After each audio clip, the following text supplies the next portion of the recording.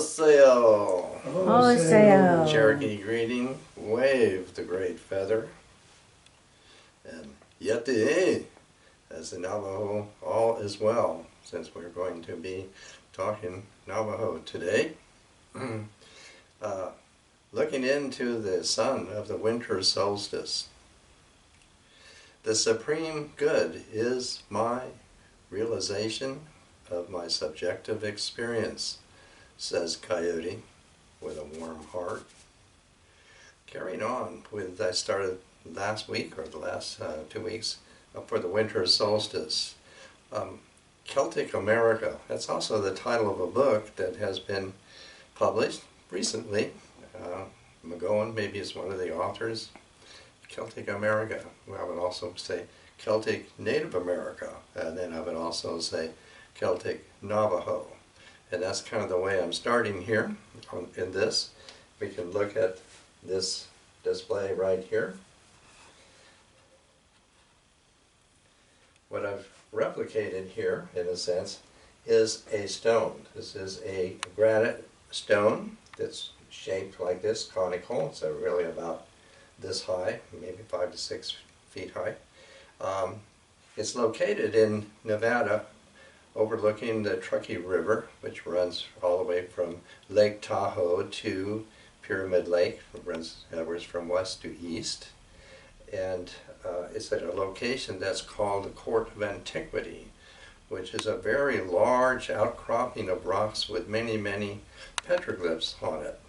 And to the very west side or end of this outcropping, I found, this upright rock. There's no other rock like it at all. And it's a Celtic rock, Celtic language, Gaelic, and it is for the summer solstice and the winter solstice. The winter solstice this time, Vivian, who lives up there, had seen that the sun comes up south of this. So this would be the face of the image here, facing south for the winter solstice, as the sun would come over the hill on the other side. And what's going on here in the Celtic language is Gaelic. Celts are people who went all the way from Eastern Europe all the way across to the British Isles, across the Atlantic, and into North America. Their name, Celt, really comes from Calde, meaning the woodlanders. And it's pretty much so. And all over this country here, there is very much evidence in writing, that we call it, a system of writing called Ogham. And Ogham is not a phonetic way of writing, but has a code, like, so many strokes, for each letter. And the myth for it is that it was invented by Ogma, or Ogmacren, meaning sunny face. He is the son of Grain, who is the Celtic sun mother, and he looked into her face, as it was, and saw her eyelashes, and from her eyelashes he devised this system for writing. That's the myth for it. So here, with this stone here, we can look, and this X looking here is a semi-vowel in the system that is Ya, like Y-A, Ya. And up here, this letter, interesting, is from Gaul. The Celtic country of Gaul was absorbed into the Roman Empire, and so those Celts became Romanized. And so a alphabet, the way I'm going to talk about it, has Romanized letters. So this letter does, look like a C, and it is actually for the word Kalman. And here, this is actually written into Ogham, very classically, for the name Bel. So that this reads Yahu Bel. Now, why the C and Kalman? Because into Ogham There's no way to write this pure vowel of oo or who like that. So this person who's done this inscription is very well educated. So Kalman is the Gaelic word for dove, and dove is the queen of the moon, and the moon governs the solar year. So that basically this is saying exalted is the moon for Bel. So now we start out approaching the winter solstice when ostensibly this stone is dark. It's in the shadow. There's no light on it. And then at the time of the winter solstice, what we call the winter eagle comes up from Shinar, the ancient land, and comes and puts a light on top, like crowning the stone. And then as the months proceed towards the summer, the light more and more comes over until the stone is completely in the light, and then this would be the glory of Bel. So that's the Celtic part of it. Also a feature on this stone is that here, this is the top, and over the top there is a lip when this is inscribed on it so perfectly. There is a bowl, a perfectly shaped bowl that probably holds, you know, like 1.5 gallons of water, maybe 2 gallons when it's full. So when it's full of water, then it would be, you know, a pool of water. Mythically, it would be a lake. So that's, you know, concisely what I'm saying about this for the Celtic part. Now, I have found this stone, I don't know, between 30 and 40 years ago, and I have presented this in classrooms in San Diego and in Nevada to you know, young students like that. In Nevada, the students there know the location of this, so they have all learned when they're going down Highway I-80 that runs alongside the Truckee River. They know where to look for this stone. So that's, you know, basically it for the Celt. Why there's Celts here in America. Celtic America is one book, it's a book actually, that documents evidence all over North America. But what I'm doing here is that I'm making it a Navajo stone. What is the connection of the Navajo to this? Well, it's there. The Navajos are a very eclectic people. Navajo really is kind of a Spanish name. Basically, it means keepers of the great field. The early Spanish maps actually wrote, you know, the region where these people live as, you know, Apache de Navajoa, and so forth. The Navajos have relatives that still live over in Central Asia, actually, where Tibet and China and Afghanistan kind of come together. There's a place there, it's called Khotan, or Hotian by the Chinese, about 50,000 population. That is the approximate location of the relatives and perhaps the ancestors of these people. Here, these people call themselves Dine. Over there, they call themselves Na Dine. It would seem to mean, in the simple sense, the people, but it's also suggesting this as people of many clans, and they do have many clans. So much so that in Navajo, they may well render themselves as to ne, kind of where the waters flow together people, kind of like that. So now we're in the Navajo sense here, and what's going to happen is Holy Boy is, his Navajo name is born for water, and how he's born out of the water, and how Coyote, you know, retrieves him, and that's all what's going on here. So we can just for a minute, from this stone you see here, to go over here.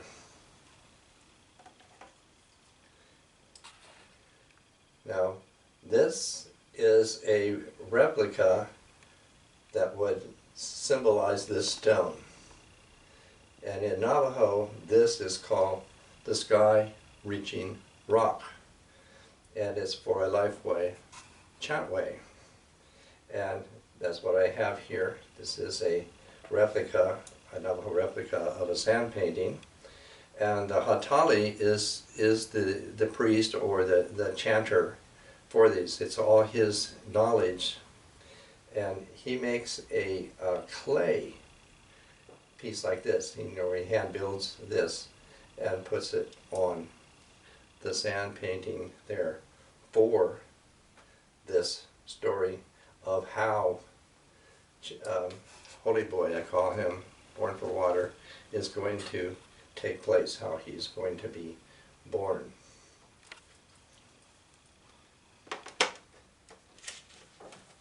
So I'll start out with giving you a description in this way about this. And that is, child born of water, Holy Boy, is one of the faces of her female substance, her blackness wet body, her epiphany of her revealing nature. Her first child bears a quality that is not meant to grow, but to remain as it is. As a child at the threshold, intact, the personal image of our living world needs this original child, which can only be presented in this way. Holy Boy speaks of his own childhood and of everything of that first sun rising. Holy Boy is the wonder of all beginnings and the wonder of beginning again. It is Holy Boy who leads us to imagine being in the world as it was in the first day of creation, to see anew for the first time. Little heart, you have snug into me a spiral. You give birth to this mother bud.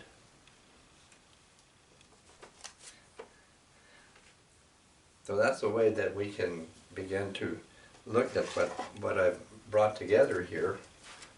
Right up here, we can look at this image here. This is my painting here. And this is my painting of a Navajo mask for the kind of ceremony that he would be featured in. So it's a red mask, and it fits over the head like a helmet, like that, and it's painted red. And here is the face, meaning his face as he really looks, and here with the eyes and mouth are little tiny olivia shells. And the hair in the old days was made with rock moss, but nowadays they use a horse hair like that. And here is a little bead, this bead for the man who dances this, meaning he is the lead dancer and he owns this mask, so he's a little bead there. And then I have the turkey feather on there. And here these symbolize rain, these stripes here. And this is the main symbol for him. And he is, the son of a, we could say, parthenogenic birth. That's how this has come about. And this is his mother's symbol. So, Bitsiel Nitse is meaning he has a big hair knot. It's a chinyan.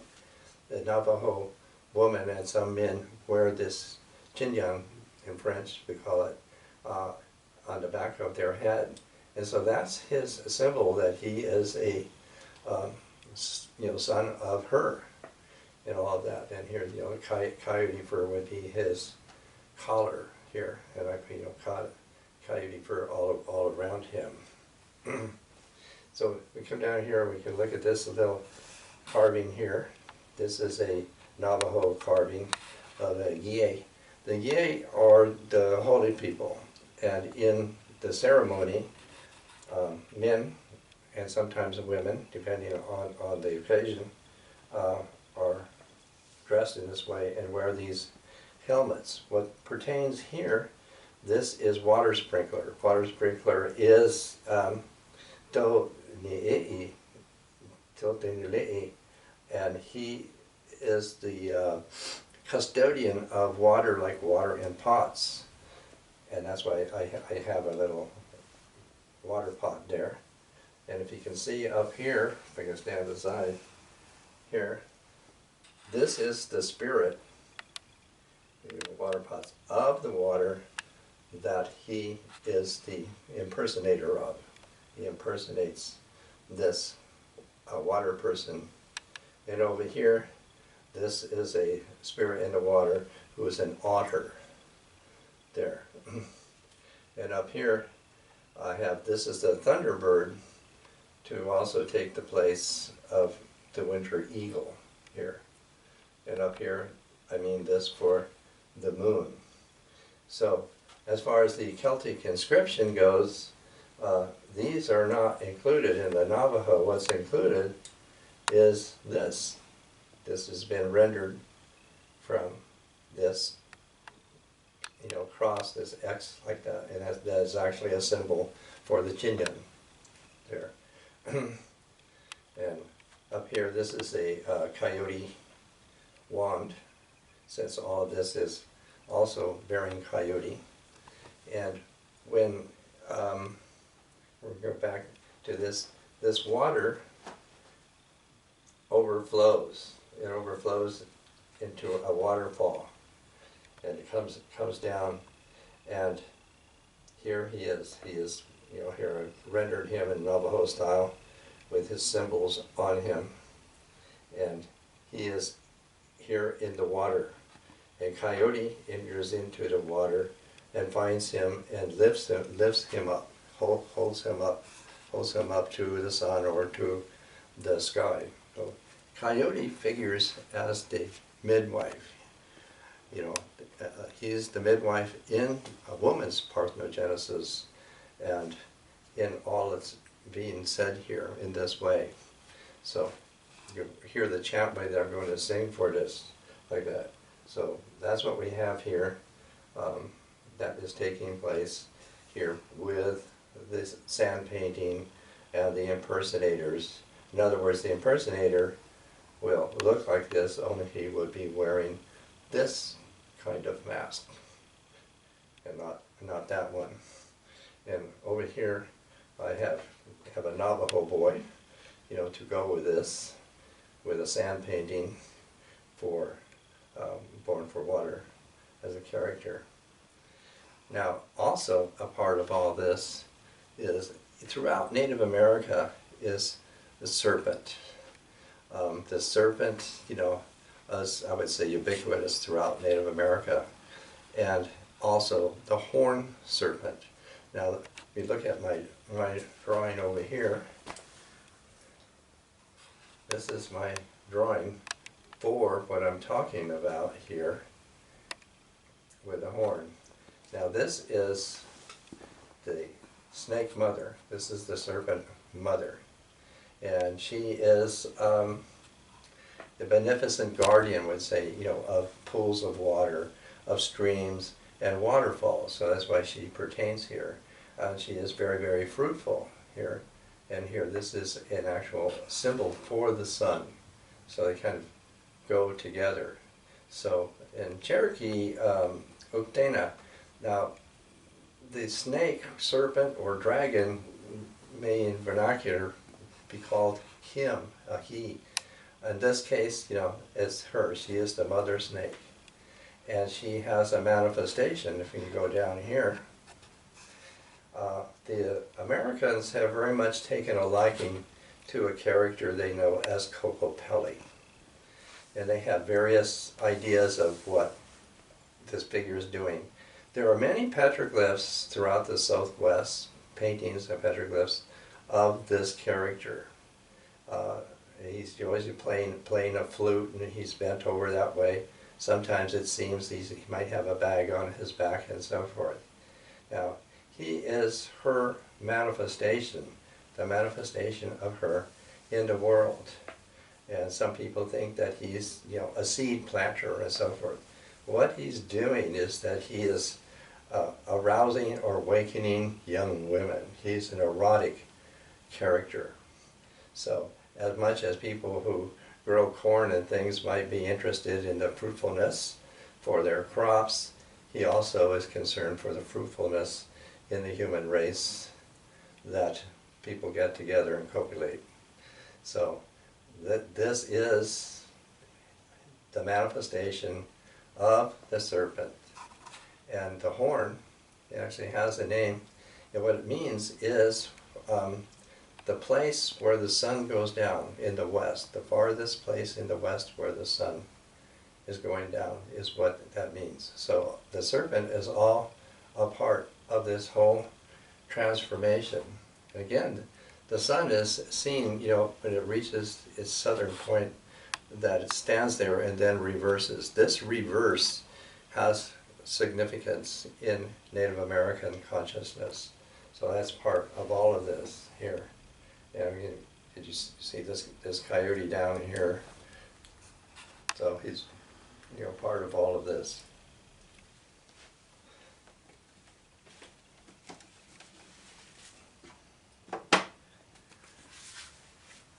Okay.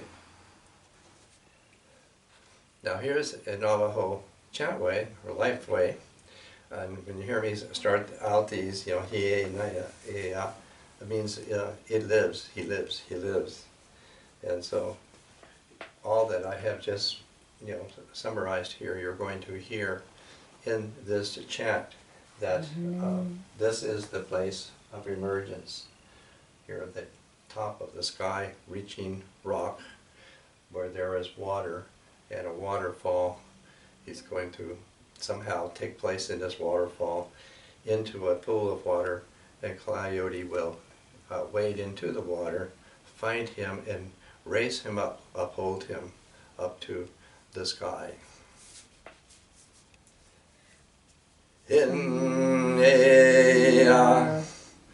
Now born of water, from the water opening, the live turquoise exists in my body, and monsters in vain attack me. In a dangerous world you are traveling. Now, born of water I am as I go about. From the water opening I am he who goes about. A live turquoise is in my body. It exists as I go about. So now, emergence from its very rim, I come. Yeah. Now, first woman's home, from the center of its room, I come.